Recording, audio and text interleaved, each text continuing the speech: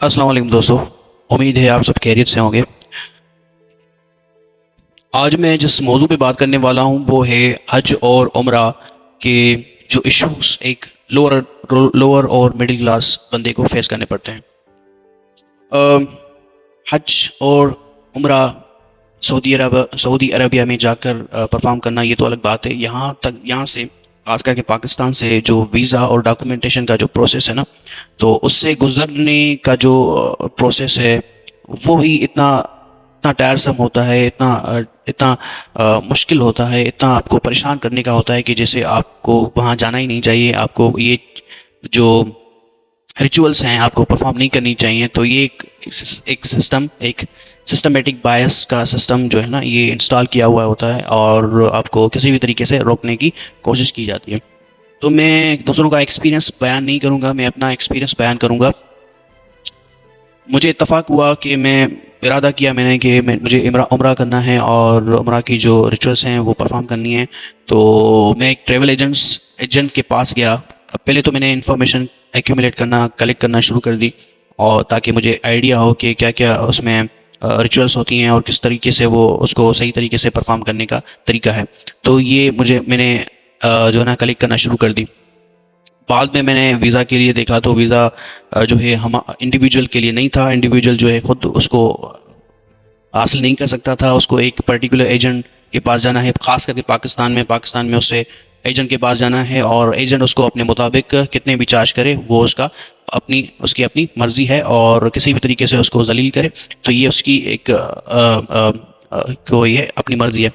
तो ये एक तरीका, एक सिस्टम चल रहा है। तो मुझे भी जाना पड़ा क्योंकि ये एक सिस्टम है। तो मैंने उससे कहा कि भाई मुझे वीज़ा चाहिए और टिकट चाहिए कि मुझे ये परफॉर्म करना है। तो उसने एक साफ इनकार कर दिया। उसने कहा कि हम इंडिविजुअल्स को जो है वीज़ा प्रोवाइड नहीं करते और हम जो है फैमिलीज़ को प्रोवाइड करते हैं। देखिए, एक उम्रा वीज़ा जो इंडिविजुअल है वो क्यों नहीं ले सकता? फैमिलीज़ ही उम्रा करती हैं क्या? क्योंकि इंडिविजुअल का भी अपने अपना तरीका है, और इंडिविजुअल अपना जो है उसकी ऑब्लिगेशन है उम्रे की, वो कर सकता है, परफॉर्म कर सकता है, उसको फुलफिल कर सकता है। तो उसको किसी भी जो है फैमिली या किसी जो है ग्रुप के साथ जाने की क्यों ज़रूरत है? तो ये बड़ा ही अजीब इत्तेफाक मेरा हुआ, और अजीब ही कॉम्प्लेक्स सिस्टम जो है मुझे वो फाइंड हुआ, और उस पे मुझे एक जो एक्सपीरियंस हुआ।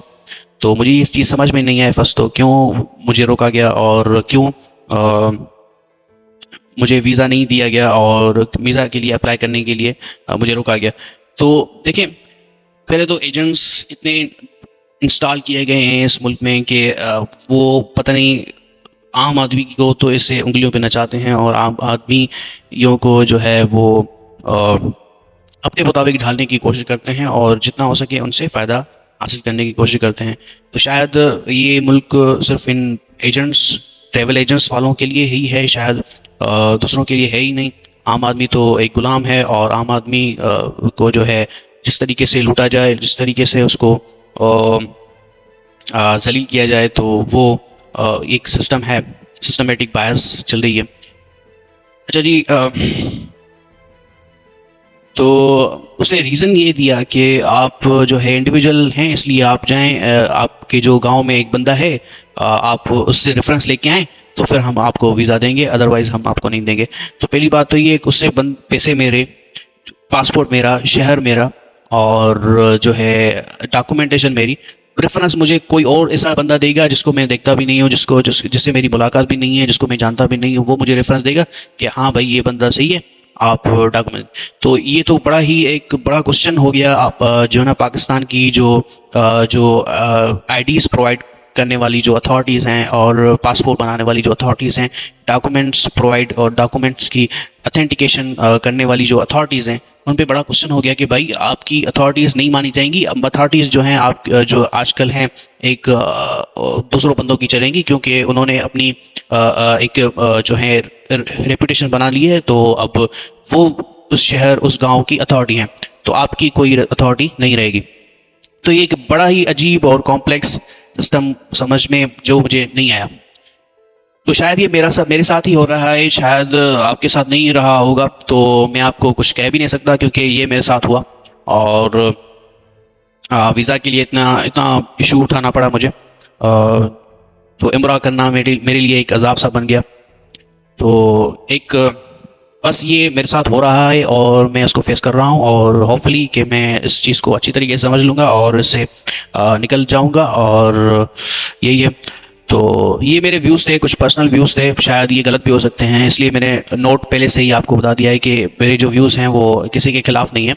तो आप इसको खिलाफ नहीं लीजिएगा, एज ए इन्फॉर्मेशन लीजिएगा, एज ए व्यूज़ लीजिएगा।